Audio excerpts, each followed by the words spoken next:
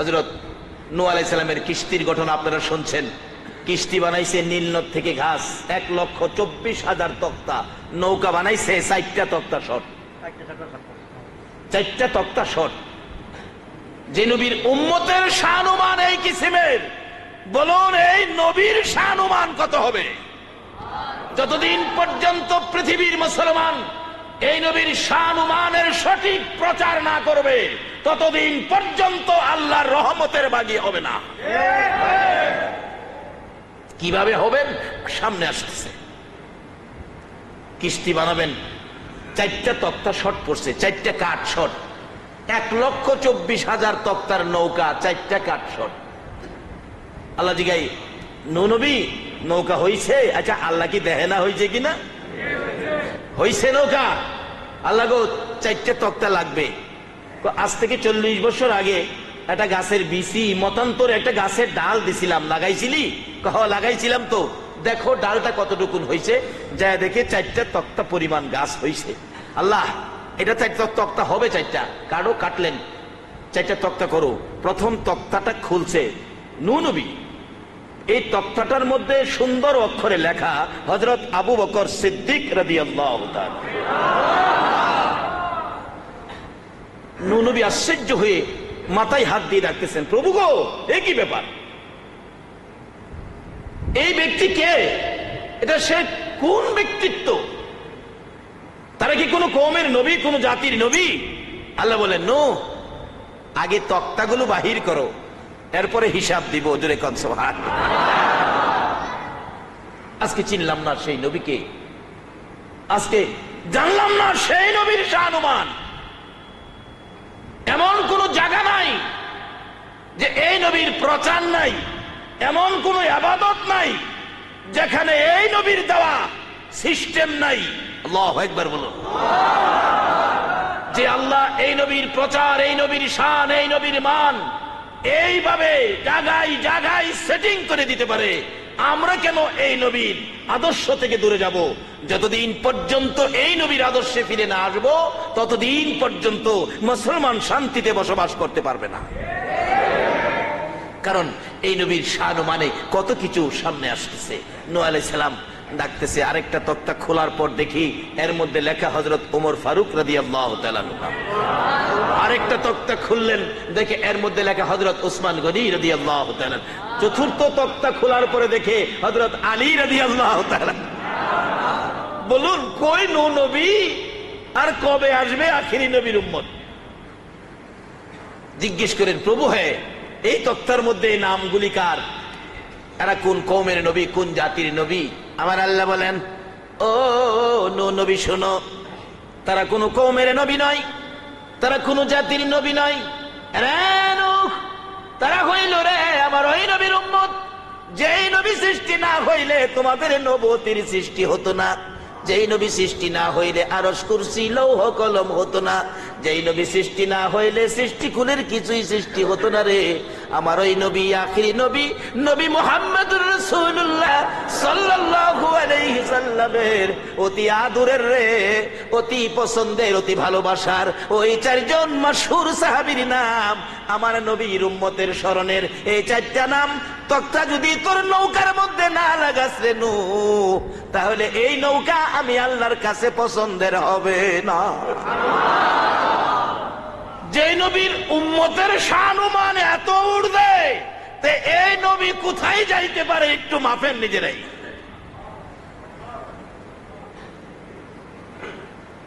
তাই এই শানে আমি একটা গজল বানাইছি, কমু কমু। নবীজির গোলামের, নবীজির আশিকের কোনো চিন্তা নাই, চলো নবীজির জান্নাতে মদিনাতে যাই, চলো নবীজির জান্নাতে মদিনাতে যাই। কে কে যাবে মদিনায়, মদিনাতে কান্দে নবী উম্মতের মায়ায়, দিন রজনী কান্দেন জি রজনী কান্দেন যিনি শুয়ে রোয়া যায়।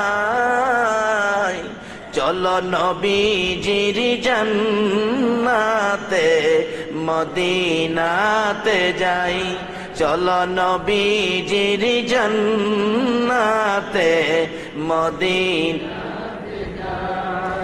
কঠিন হাসরের দিনে বেহেশতে যাবে না নবী উম্মত বিনে।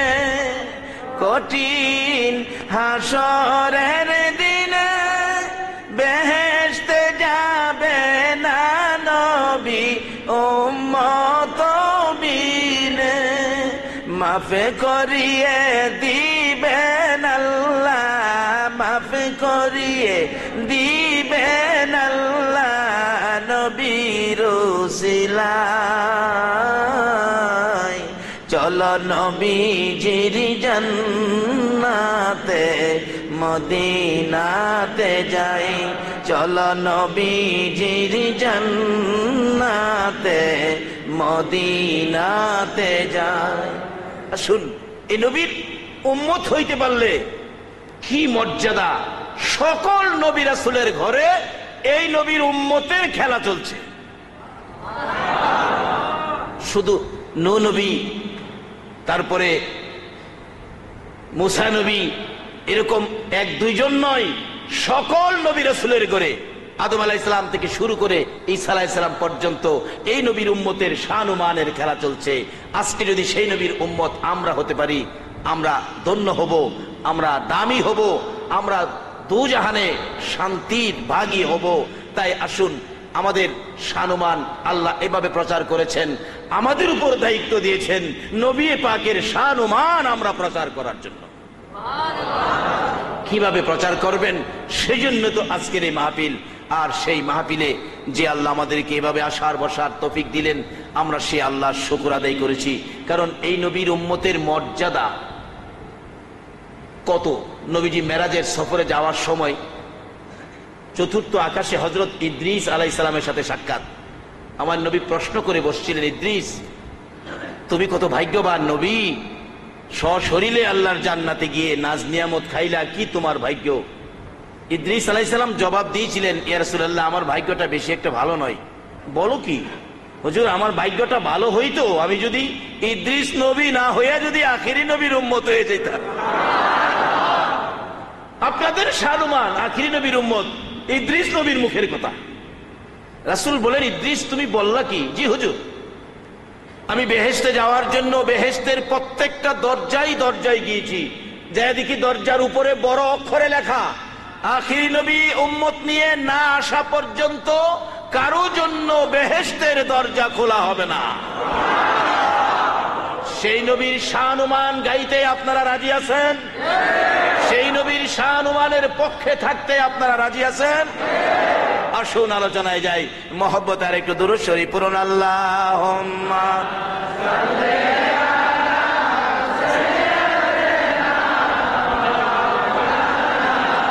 মুহাম্মদ ওয়া আলা আলি সাইয়্যিদিনা মাওলানা মুহাম্মদ। আল্লাহুম্মা সাল্লি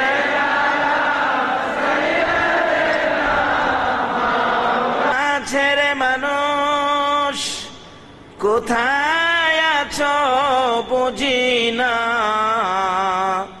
তোমার মায়ায় কান্দে নবী, তোমার মায়ায় কান্দে নবী, শুয়ে সোনার মদিনা।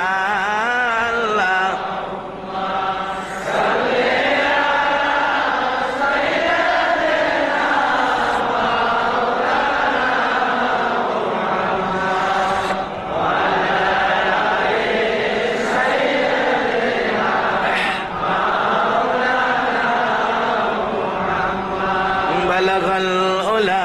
بكماله كشف الدجى بجماله حسنت جميع خصاله صلوا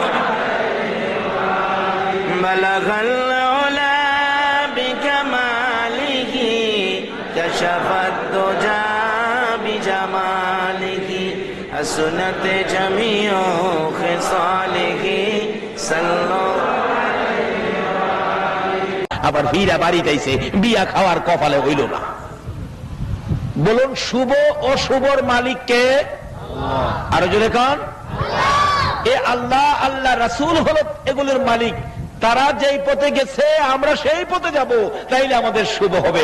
নবীজির মা বাবার বিয়ে হয়েছে বৃহস্পতিবার দিবাগত রাত্রে। লম্বা ঘটনা, যাই হোক, সাক্ষাৎ হলো। এবার দুনিয়ার এসে গেলেন রাহমাতাল লিল আলামিন, তাশরিফ নিয়ে গেলেন আমিনার পেটে। খাজা আব্দুল্লাহ আসতেছে মক্কা নগরীতে। নওফেলের মেয়ে মরিয়ম দেখে ডাকতেছে, আব্দুল্লাহ, আব্দুল্লাহ আসো। আব্দুল্লাহ আসতেছে, কাছাকাছি আসতে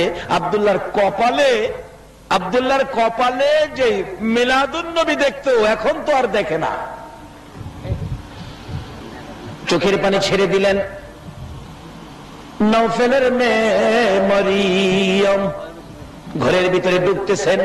নওফেলের মেয়ে মরিয়ম, আব্দুল্লাহ পিছন দিয়া ডাকে, মরিয়ম রে, এতদিন আমাকে ডাকতি, আমার জন্য অপেক্ষায় থাকতি, দাঁড়িয়ে থাকতি, আজকে কেন আমাকে ডাক দিয়ে ঘরের ভিতরে চলে যাও? ও মরিয়ম দাঁড়াও না। দাঁড়ায় না, চোখের পানি ছেড়ে ছেড়ে বিছানায় পড়ে গেলেন। কাছে বসে ডাকতেছেন, ও মরিয়ম, আজকে কেন এরকম পাগলামি করতেছ? মরিয়ম উঠে বসে জিজ্ঞেস করেন, আব্দুল্লাহ রে, তুমি কি বিবাহ করে ফেলেছ? ও বিবাহ করেছি। আব্দুল্লাহ, আর তোর কাছে মনের কথা বলে লাভ নাই, আর তোর দিকে তাকাবো না রে। যে জিনিসের জন্য তোকে ভালোবাসতাম, যে জিনিসের জন্য তোর দিকে তাকিয়ে থাকতাম, আজকে সেই জিনিসটা তোর কপালের মধ্যে দেখা যায় না। রে আব্দুল্লাহ, কোথায় বিয়ে করেছো? বিয়ে করেছে মদিনায়। মেয়েটার নাম কি? মেয়েটার নাম আমেনা। মরিয়ম কান্দে, আমেনা গো, তোমার জীবন ধন্য হয়ে গেছে রে আমেনা। ইচ্ছে ছিল আব্দুল্লাহর বউ হব রে, আব্দুল্লাহর বিবি হব রে, মনে বড় আশা ছিল আব্দুল্লাহর বউ হইয়া রাহমাতাল লিল আলামিনের মা হব। আব্দুল্লাহ রে, রাহমাতাল লিল আলামিনের মা হতে পারলাম না, আমেনার ভাগ্য খুলে গেল রে আব্দুল্লাহ। যা রে, রাহমাতাল লিল আলামিনের মা যখন হতে পারলাম না, কসম খাইলাম রে, জীবনে আর কোনদিন বিবাহ বসবো না। আমার আল্লাহ কয়, ও মরিয়ম, বিবাহ না বসলেও আমি তোর জন্য একটা ফাইসালা আমি করেছি। সেই ফাইসালা হাসরের দিন মরিয়ম নামের সকল মহিলাকে আমার আল্লাহ জান্নাতে দিয়ে দিবেন। মিলাদুন নবীর পক্ষে আসুন। বলতেছিলাম, নবী দুনিয়ার জমিনে এসে গেলেন। এইভাবে যা দেখতেছি সবাই মহিলারা এই নবীকে চিনেছে। মহিলারা এই নবীর পক্ষে, মহিলারা নবীকে চিনে ফেলেছে, মহিলারা নবীকে বরণ করেছে। আসছেন দুনিয়াতে, প্রথম নাম্বারে চিনেছে মা আমেনা, নবীজিকে কুলে নিয়েছেন। রাহমাতাল লিল আলামিন মিলাদুন নবী বরণ করে নিয়েছে। দ্বিতীয় নাম্বারে যিনি এই নবীকে বরণ করে নিয়েছেন, ইনি হলেন মা হালিমাতুস সাদিয়া। জোরে জোরে কোন সুবহানাল্লাহ। হালিমা বলেন, আমি যখন সন্তানের তালাশে বাচ্চার তালাশে মক্কা নগরীতে ঘুরে ঘুরে ডাকতাম, কে আছো? সন্তান কার ঘরে আছে?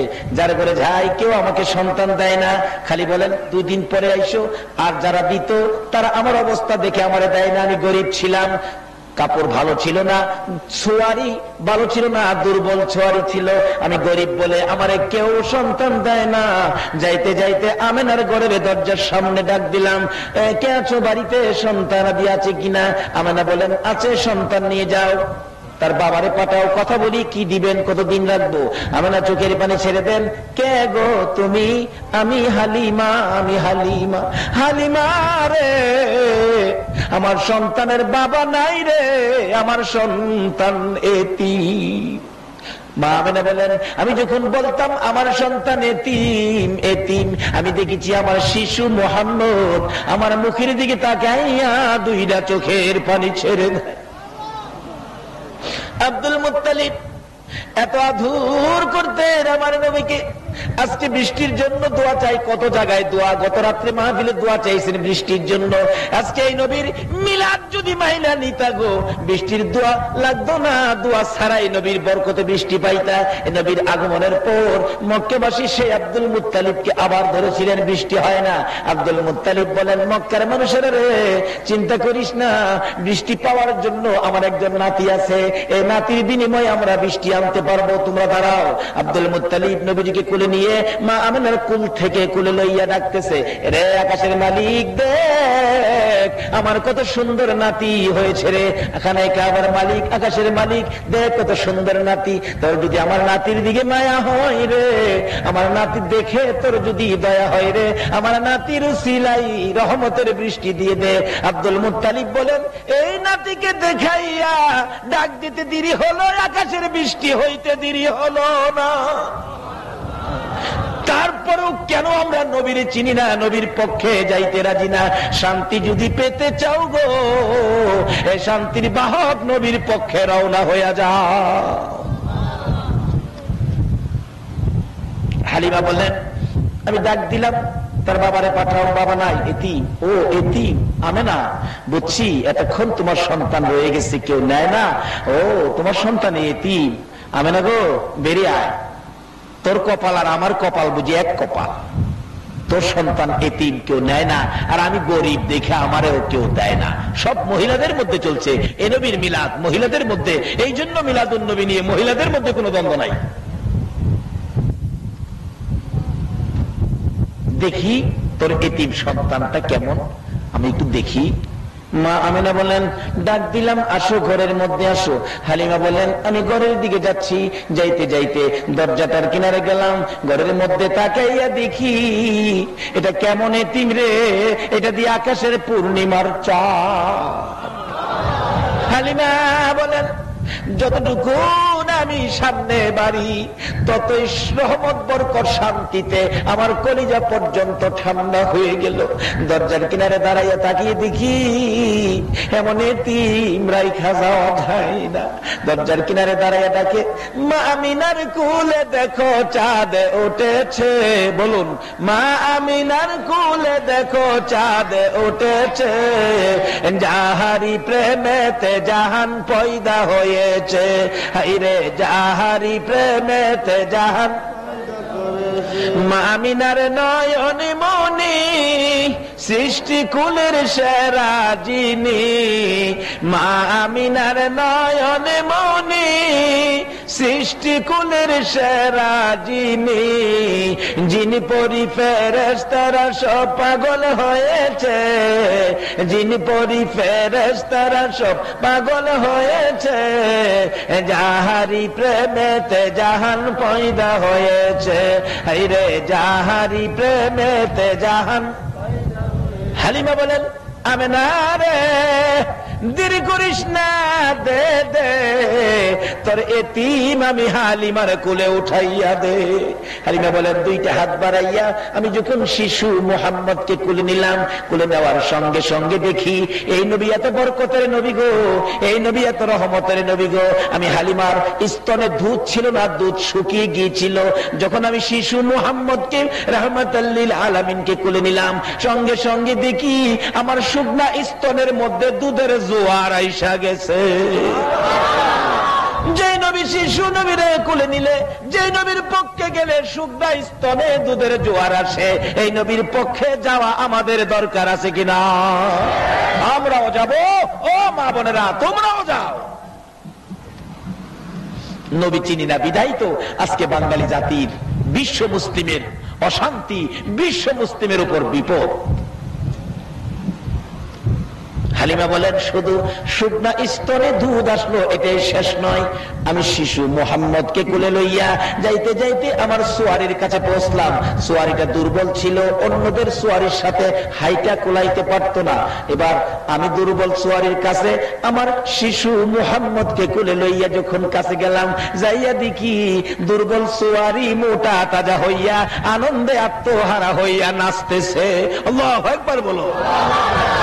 ওই সোয়ারির উপরে যখন উঠে গেলাম গো, দেখি মেঘের টুকরা এসে মাথার উপর ছায়া দিতেছে। এই নবী লইয়া কেন বাহাদুরি বাড়াবাড়ি করো, এই নবী লইয়া কেন দলাদলি করো, নবীরে চিনো, নবীর পক্ষে আইসা যাও।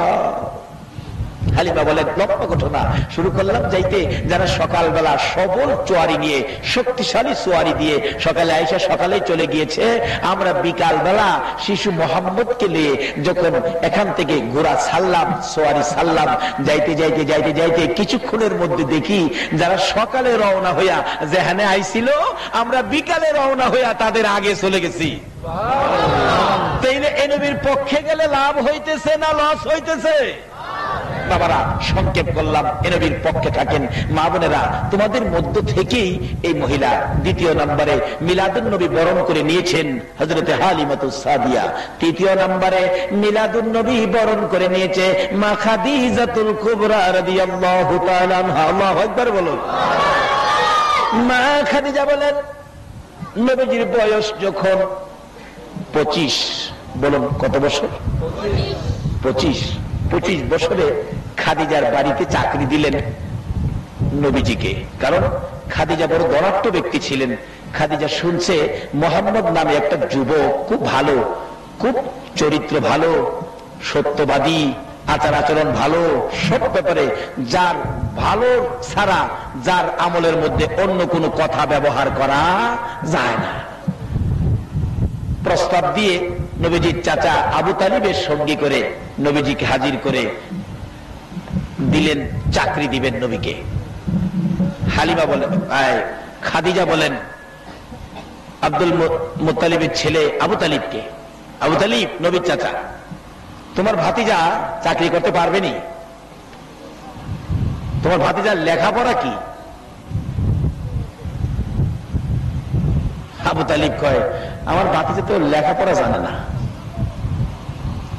লেখাপড়া জানবো কই? দুনিয়ার কোন শিক্ষক নবীরে লেখাপড়া শিখাইবার ক্ষমতা আছে? নবী এমন এক ভার্সিটির লেখাপড়া করেছে যে ভার্সিটির শিক্ষক একজন, ছাত্র হইল একজন। শিক্ষক হলেন রাব্বুল আলামিন, ছাত্র হলো রাহমাতাল লিল, আর দুই আলামিনের খেলা, এখানে অন্য কেউ যাইতে পারে না। কেউ যদি কোন আপনারা আমরার মাদ্রাসাতে আয়া নবীজি উর্দু ভাষা শিখছে, আমরার মাদ্রাসাত আয়া নবী উর্দু ভাষা শিখছে, তাহলে বোঝা গেল নবীর উস্তাদ এই দেশে আছে। বলুন, এই কথাটা কি আপনারা মাইনা নিতে পারেন? যারা এরকম কথা ব্যবহার করে তাদের পিছনে কি নামাজ পড়তে পারেন?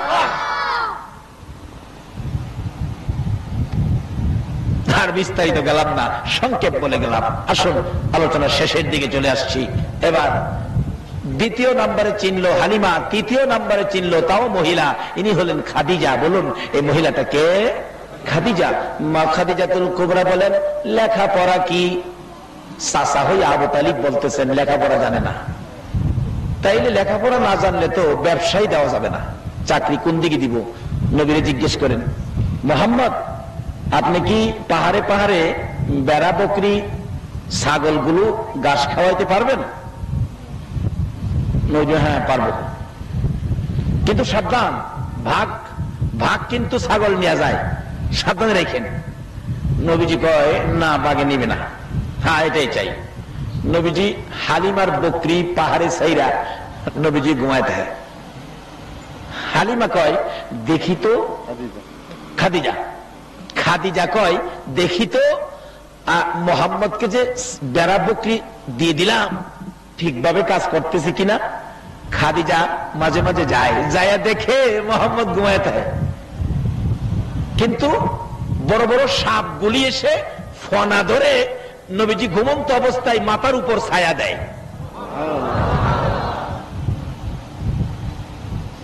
এ নবীর উম্মত যদি হইতে পারেন, আপনাকেও সাপে ছায়া দিবে, যদি বলুন না সুবহানাল্লাহ। কিন্তু নবীর উম্মতের মধ্যে তো ক্লাস আছে। মিলাদুন নবীর পক্ষের উম্মত হইবেন না বিপক্ষের উম্মত হইবেন? মিলাদুন নবীর পক্ষের উম্মতের বরকত কত। বাদশা ইব্রাহিম ইবনে আদহাম বলকের বাদশা ছিলেন। লম্বা ঘটনা। একদিন রাত্রে দেখে ছাদের উপরে খরম পাও দিয়া কে জানি হাঁটতেছে। বাদশা জিজ্ঞাসা, ছাদের উপর কে? আমি কে? আরে আমি কি করো? উঠ বিচারি।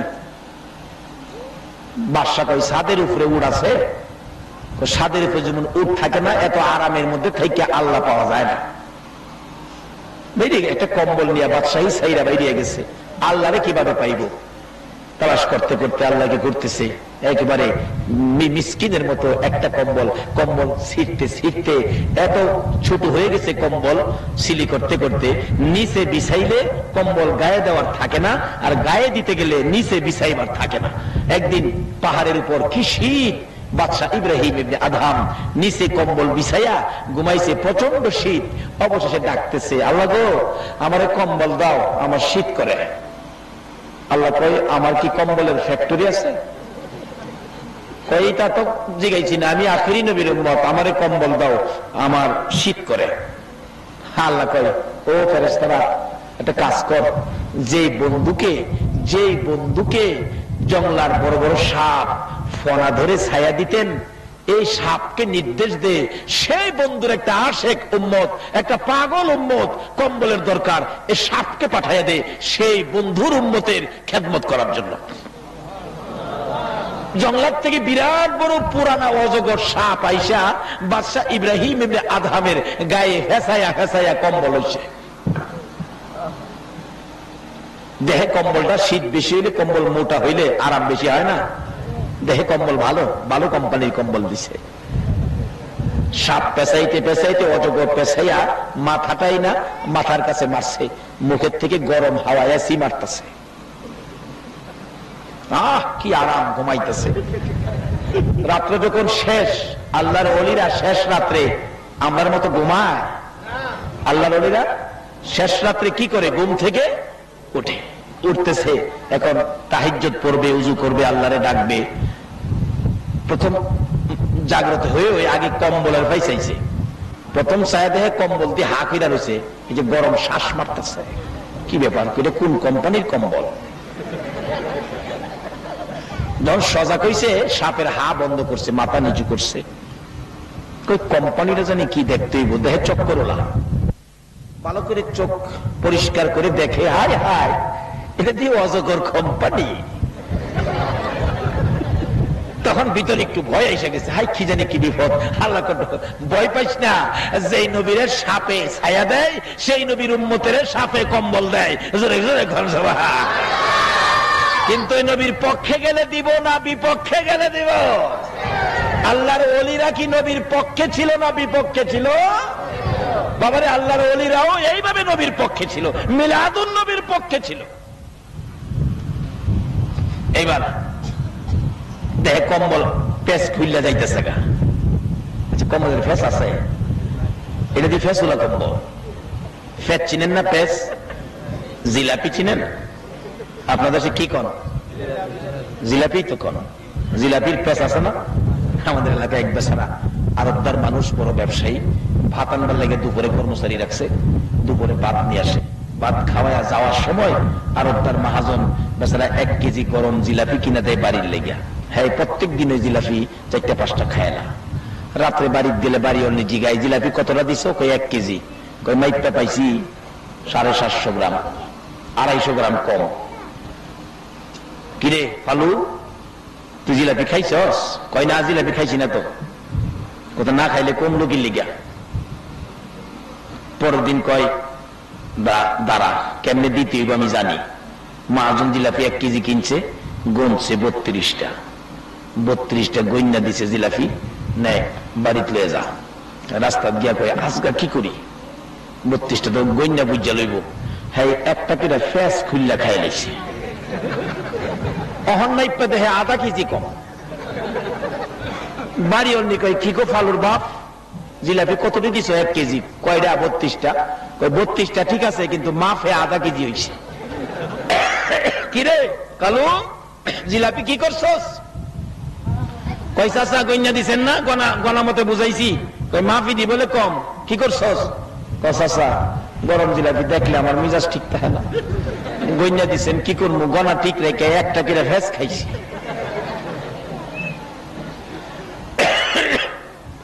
কয় ফেস খাইছস? কালকা তোরে ফেসও গইনা দেব। ফেস গনছে, জিলাপি গনছে, মাইপা 1 কেজি দিছে। হ্যাঁ গাছতলাত বইয়া নিরিবিলি চিন্তা করে আজগা কি করি, ফেসও নাই, খাইতাম না, গইনা লাইছে।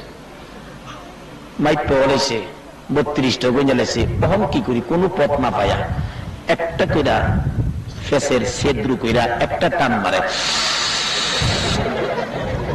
কি খাইতেছে? কয় না কি খাইতেছে?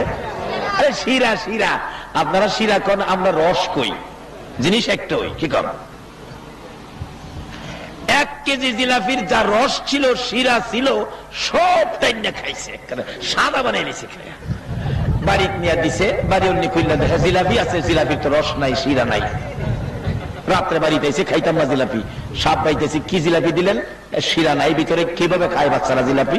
কয় কি, আমি তো শিরাওয়ালা জিলাপি দিছি, গরম শিরা। কই দেখেন নাই? কিরে কালু, এদিকে আয়, কি করছস? চাচা জিলাপি দিচ্ছেন 1 কেজি, মাইপা গইনা দিচ্ছেন 32টা, আবার ফেস গনছেন 2.5টা। এই জিলাপি তুই আমার মনটা বাঁচছে না, জীবনটা বাঁচছে না, না খাই কি করবো? মানে গনাও ঠিক রাখছি, ফেসও ঠিক রাখছি, মাপও ঠিক রাখছি, খালি শিরাটা খাই রাখছি।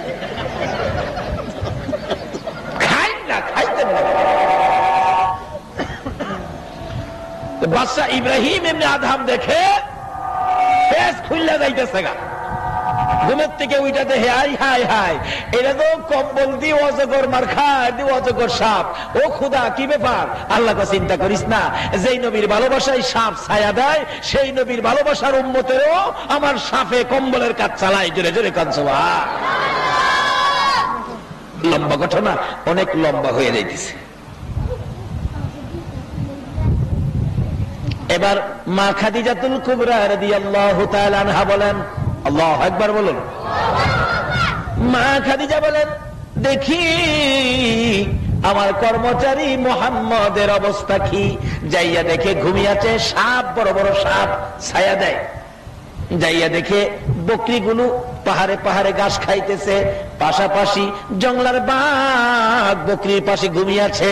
মা খাদিজা বলেন, আল্লাহর কসম করে বলি, মুহাম্মদ যখন আমার বকরির দায়িত্ব নিয়ে জংলায় রাখাল হয়েছিলেন, আমার একটা বকরিকেও জংলার বাঘ কোনোদিন থাপা দেয় না। নবী যদি কারো পক্ষে থাকে রে, নবী যদি বকরির পক্ষে থাকে, জংলার বাগে তাপা দেয় না।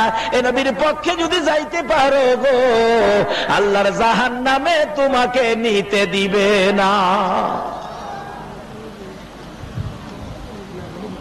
হালিমা ডাকে, খাদিজা ডাকে, ও আমার সঙ্গীরা, আমার বংশের লোকেরা, পাড়া প্রতিবেশীরা, মুহাম্মদ খুব ভালো ছেলে, খুব ভালো ছেলে। মুহাম্মদকে আর বকরি চড়াইতে দিব না, ব্যবসার দায়িত্ব দিলেন। ব্যবসা এত সুন্দর করে চালাইতেছেন নবীজি, এত সুন্দর, এত লাভ, এত প্রফিট, এত ব্যবসা। খাদিজা তো খুশি হয়ে গেলেন। হিসাব করে দেখে 10 বছরের ব্যবসা যা না হইছে, নবীর দায়িত্বে 1 বছরে এর চেয়ে বেশি ব্যবসা হয়েছে। সুবহানাল্লাহ। খাদিজা পাগল হয়ে গেলেন। খাদিজা চিনে ফেললেন আমার আপনারা নবীকে, চিনে ফেললেন রাহমাতাল লিল আলামিনকে। চলে গেলেন ঈদে মিলাদুন নবীর পক্ষে। ও আমার বংশের লোকেরা, তোমরা কারা কে কোথায় আছো? আমি খাদিজাকে মুহাম্মদের সাথে বিবাহ জুড়াইয়া দাও, আমি বিবাহ বসবো। লোকেরা কয়ে, খাদিজা তোমার কি মাথা খারাপ? মুহাম্মদ ছেলে, শেষ। বাবা নাই, বাবা নাই, মা নাই, ছেলেটার এতিম, কিচ্ছুই নাই। থাক থাক, মা নাই, বাবা নাই, জমি জমা নাই, বাড়িঘর নাই, এই ছেলের কাছে বিবাহ বসতে পাগল হয়েছ রে খাদিজা। এমন একটা এতিমের কাছে, গরিবের কাছে তুমি বিবাহ বসতে পাগল হয়েছ। এবার খাদিজা বলেন, আমার বংশের লোকেরা গো, পাড়া প্রতিবেশীরা গো, তোমরা দেখতেছো মুহাম্মদ এতিম, তোমরা দেখতেছো মুহাম্মদ গরিব, মুহাম্মদের কিছু নাই। আমি খাদিজার চোখটা খুলে তোমাদের চোখে লাগাইয়া দেখো, আমি দিহি মুহাম্মদের কুল কায়নাতের মাহাজন। তোমরা দেখো গরিব এতিম কিছু নাই, আমি দেখি, আমার চোখটা লাগাইয়া দেখো, তোমরা দেখবা মুহাম্মদ কুল কায়নাতের মাহাজন। এই সমস্ত কথা বললে তো হয় না, সামাজিকতা তো আছে। এই অবস্থায় তোমাকে বিবাহ দেওয়া সম্ভব নয়। পায়ে ঢেলে দিলাম রে, আমি খাদিজা গরিব হয়ে গেলাম। বলো, আমি গরিব খাদিজা রে ধনী মুহাম্মদের কাছে বিবাহ দিবানি। তৃতীয় নম্বরে যিনি আমার নবীকে চিনেছিলেন, ইনিও ছিলেন মহিলা, মা খাদিজা। চতুর্থ নম্বরে যিনি এই নবীর ভালোবাসায় জীবন দিয়েছিলেন গো, তিনিও ছিলেন মহিলা, হযরতে সুমাইয়া যেদিন নবীর ভালোবাসার মালা গলায় পড়েছিল, নিষ্ঠুর পাষাণ আবু জাহেল সহ্য করতে পারে নাই আমার নবীকে ভালোবাসবে। সুমাইয়া আবু জাহেলের মন মানে না। আবু জাহেল ডাকে, সুমাইয়া ভাতিজার পক্ষে গেছস, নিষেধ দিলাম, আর কোনদিন যাবি না। ও সুমাইয়া, যাবে না, আমার কথা শুনবি, ভাতিজার কথা শুনিস না। সুমাইয়া ডাকে, আবু জাহেল রে, তোমার কথা শোনার জন্য আল্লাহ বলে নাই, তোমার ভাতিজার কথা শোনার জন্য আল্লাহ বলেছে। বলস কি? তোমাকে শাস্তি দিব, দেন শাস্তি, মেরে ফেলবো, মেরে ফেলেন, কষ্ট দিব, কষ্ট দেন, কিন্তু মুহাম্মদের ভালোবাসা ছাড়বো না। চতুর্থ নম্বরে মহিলারাই গেল নবীর পক্ষে। আবু জাহেল, নিষ্ঠুর পাষাণ আবু জাহেল সুমাইয়াকে ঘর থেকে ধরে নিয়ে আসলেন জোর করে। সন্ত্রাসী নিষ্ঠুর আবু জাহেল জোর করে ধরে আইনা মরুভূমির মাঝখানে দাঁড় করাইয়া কেন নবীর পক্ষে গেল, কেন আমার নবীকে ভালোবাসা দিল? ওই সুমাইয়ার পরনের সকল কাপড়গুলো টাইনা টাইনা খুলে রে মরুভূমির মাঝখানে সুমাইয়াকে উলঙ্গ করেছে। সুমাইয়া দুইটা হাত এইভাবে বুকের মধ্যে রেখে চোখগুলি বন্ধ করে লজ্জায় চোখের পানি ছেড়ে কাঁদতেছে। আবু জাহেল ডাকে, মক্কার ছেলেরা রে, কে দেখবি সুমাইয়াকে উলঙ্গ করেছি, আয়, আমার ভাতিজার পক্ষে যাওয়ার কারণে সুমাইয়াকে অপদস্থ করতেছি, আয় তোরা দেখে যা। সুমাইয়া কান্দে আর ডাকে, প্রভু গো, আবু জাহেল আমাকে উলঙ্গ করে মক্কার লোকদেরকে ডাকে আমার দেখার জন্য, কিন্তু তোমারে একবারও ডাক দিল না। মউত, তুমি যার প্রেমে সব বানাইছো গো, তোমার বন্ধুর ভালোবাসায় আমি কষ্টের মধ্যে আছি, আমি উলঙ্গ করে দিয়েছে, উলঙ্গ অবস্থায় আছি, তোমাকে তো দাওয়াত দেয় না দেখার জন্য। আমি সুমাইয়া তোমার বন্ধুর পাগলিনী, তোমাকে দাওয়াত দিলাম, আমি সুমাইয়ার একবার দেখা যাও না। এমনি সময় আবু জাহেল বলেন, আল্লাহরে দাওয়াত দেশ দেখার জন্য, দেখি তোর আল্লাহ তোরে দেখে কিনা, এবার আমি মজা বুঝাবো। নিষ্ঠুর পাষাণ আবু জাহেল ঘর থেকে বড় বল্লম নিয়ে আসলেন। বল্লম নিয়ে এসে তলপেটের নিচে সরম জায়গার মধ্যে নিষ্ঠুর আবু জাহেল রে নবীর আশেক মহিলার এত জোরে আঘাত করলো, একেবারে তলপেট ছিদ্র হইয়া জমিনে পড়ে, জিহ্বাটা বাহির করে গলা কাটা মুরগির মতো লাফাইয়া লাফাইয়া কান্দে আর ডাকতেছে, তোমার বন্ধুর ভালোবাসায় জীবন দিলাম গো, দাওয়াত দিলাম, দেখা গেল না। আমার আল্লাহ বলেন, জিবরাইল রে, আমার বন্ধুর পাগলিনী সুমাইয়া ডাকে রে, আমার দেখার জন্য রে দাওয়াত দিল রে, আমার বন্ধুর পাগলিনী সুমাইয়া জীবন দিতেছে। বল্লমের আঘাত করেছে আবু জাহেল, কষ্ট রে জিহ্বা বাহির করে দিছে। আমি আমার বন্ধুর পাগলিনী সুমাইয়া কি কেমনে খালি হাতে দেখবো রে জিবরাইল, জলদি করে যা, ওই জান্নাতুল ফেরদাউসটা উঠাইয়া দে, আমার বন্ধুর পাগলিনী সুমাইয়ার জন্য আমি আল্লাহ এই জান্নাতুল ফেরদাউসটা দান করে দিলাম। এই নবীর পক্ষটাই হলো জান্নাতের পক্ষ। বাবারা, মিলাদুন নবীর পক্ষের হাত আল্লাহ খালি ফিরাবে না। যে নবীকে দেখাইলে আল্লাহ মক্কা নগরীতে বৃষ্টি দেয়, আমরা কি সেই বৃষ্টি পাইতে পারি না? আল্লাহ যেন রহমতের বৃষ্টি দেন, গজব না, রহমতের বৃষ্টির ভাগী যেন আল্লাহ আমাদেরকে করেন। আর যিনি আয়োজন করেছেন মিলাদুন নবীর পক্ষে, এর আয়োজন যেন আল্লাহ কবুল করেন, সেই জন্য দোয়া করবেন। আল্লাহুম্মা আমিন। ربنا ظلمنا أنفسنا وإن لم تغفر لنا وترحمنا لنكونن من الخاسرين رب ارحمهما كما ربياني صغيرا মা বাবা যারা দুনিয়াতে আছে হায়াত বাড়িয়ে দাও, আমার আব্বার হায়াত বাড়াইয়া দাও, মা বাবা কেমন জিনিস বুঝার তৌফিক ছেলে মেয়েদেরকে দান করে দাও গো আল্লাহ।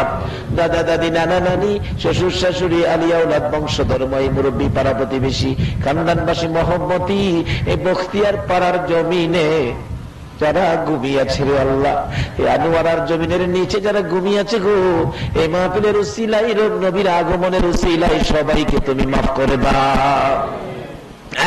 মাবুদ, মাবুদ রে, এত রাত পর্যন্ত যারা মিলাদুন নবীর পক্ষে কষ্ট করেছে, যারা মিলাদুন নবীর আয়োজন করেছে, তোমার আবু বকর বলেছে মিলাদুন নবীতে 1 দিরহাম টাকা খরচ করলে আবু বকরের সঙ্গী হইয়া জান্নাতে যাবে। মাবুদ, এই মাহফিলের সকলকে আবু বকরের সঙ্গী জান্নাতি বানাইয়া দিও গো আল্লাহ। তোমার নবীর মিলাদের পাগল যারা হয়েছে সকলের গলায় নবীর প্রেমের মালা পরাইয়া দাও গো আল্লাহ। যারা মিলাদের পাগল গো, সবাইকে কাল কিয়ামতে নবীর গুদারায় উঠাইয়া ফুলসিরাতের ফুল পার করে দিও গো আল্লাহ। ইয়া আল্লাহ, আমাদের মধ্যে যারা অভাবী অভাব দূর করে দাও, আমাদের মধ্যে যারা বিমারি বিমার শেফা করে দাও। ইয়া আল্লাহ, যারা নামাজি নামাজ কবুল করে নাও, যারা নামাজ পড়ে না নামাজের বুঝ দান করে দাও। বেনামাজি বানাইয়া সাদা কাফন গায়ে লাগাইও না গো আল্লাহ। মাবুদ, মাবুদ রে, ওলি আল্লাহর দেশ চট্টগ্রাম আনোয়ারার জমিনে মহসিন আউলিয়া সহ 4 আউলিয়া সহ যারা জমিনের নিচে ঘুমিয়ে আছে গো, আমাদের সকলকে ওলিদের রুহানি ফায়েজ নসিব করে দাও গো আল্লাহ। এই ঘরে ঘরে নবীর আশিক পাগল পয়দা করে দাও গো আল্লাহ। মা বোনদেরকে মিলাদুন নবীর পক্ষে কবুল করে 5 ওয়াক্ত নামাজ পড়ার তৌফিক দিয়ে দাও গো আল্লাহ। মাবুদ গো, এই মাহফিলের আয়োজন যারা করেছেন তাদের মনের সকল আশা পুরা করে দাও, তাদেরকে নেক হায়াত দাও। কাল কিয়ামতে নবীর গুদারে উঠাইয়া ফুলসিরাতের ফুল পার করে দিও গো আল্লাহ। এই মাহফিলের পুরাপুরি বরকত, নবীর আগমনের বরকত আমাদেরকে তুমি নসিব করে দাও গো আল্লাহ। ইয়া আল্লাহ, এক ভাই হাদিয়া দিয়ে দোয়ার দরখাস্ত করেছেন, যে আশায় যে উদ্দেশ্যে দরখাস্ত, তার মনের আশা পুরা করে দাও গো আল্লাহ। মাহফিল শেষে যারা যেখানে যাবে গো, সহি সালামতে পৌঁছাইয়া দিও গো আল্লাহ। মাবুদ রে, অনেকের ছেলেরা ভাইয়েরা বিদেশ থাকে, আল্লাহ সকলকে তুমি সহি সালামতে রাখো। যারা বিদেশ যাবে মনের আশা পুরা করে দাও গো আল্লাহ। ইয়া আল্লাহ, যাদের ছেলে মেয়ে আছে লেখাপড়া করে লেখাপড়ায় বরকত দাও, যারা পরীক্ষা দিয়েছে কামিয়াবি দান করে দাও। ইয়া আল্লাহ, যাদের ছেলে মেয়ে নাই ছেলে মেয়ে দিয়ে কলিজা ঠান্ডা করে দাও গো আল্লাহ। আমাদের সকলকে বেশি বেশি করে নেক হায়াত বাড়াইয়া দাও গো আল্লাহ। ইয়া আল্লাহ, যতগুলো দরখাস্ত করলাম মাহফিলের উসিলাই, দুরূদ ও সালামের উসিলাই, নবীর মিলাদের উসিলাই, নবীর আগমনের উসিলাই, সবগুলো তুমি কবুল করে নাও গো আল্লাহ। মাহফিল শেষে যারা যেখানে যাবে গো, সহি সালামতে পৌঁছাইয়া দিও গো আল্লাহ। সাল্লাল্লাহু তাআলা আলা খায়রি খালকিহি মুহাম্মাদিন ওয়া আলা আলিহি ওয়া আসহাবিহি আজমাইন বিহাক্কি লা ইলাহা ইল্লাল্লাহু মুহাম্মাদুর রাসূল।